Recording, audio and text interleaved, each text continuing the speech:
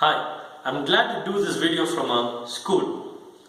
There are three most important things when you try to teach something to a kid, when you try to educate a child.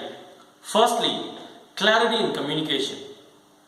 When a small word that is not understood by a kid, the probability of the kid understanding the entire sentence is very low. The same way, when you're trying to teach a particular subject, if a single concept is not understood by the kid, the probability of understanding the whole subject is very low. So make sure you're trying to use simple words and simple sentences.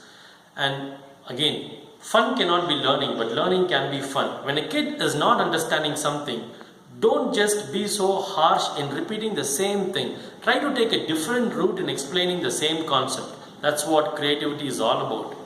And number two, secondly, a visual representation. Very, very important. When you're trying to teach a particular subject to a kid, suppose you're talking about an elephant, it makes a lot of sense when you have a picture or a physical view of an elephant and then you explain things. Same way, different tough subjects like heart. When you're talking about heart, you can make it so creative. The size of your fist is the size of your heart. And then you have a video or a pictorial representation of a heart. And then you try to explain the auricle and the ventricle. And the kid understands it in a more better way. The physical representation, very, very important. And third, the last thing is your attitude. If you have the right and acceptable attitude when you teach something to a kid, nothing like it.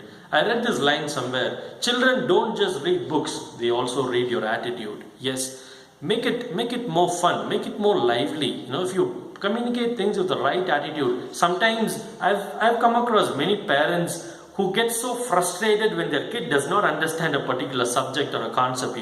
Don't give up. Try to make it fun again. Try to use different styles of explaining things, make it more fun, and try to break it into different parts and explain. So never miss these three things. First, clarity in communication, and number two is a visual representation, and number three is the right and humble attitude and an interesting attitude when you try to teach to a kid.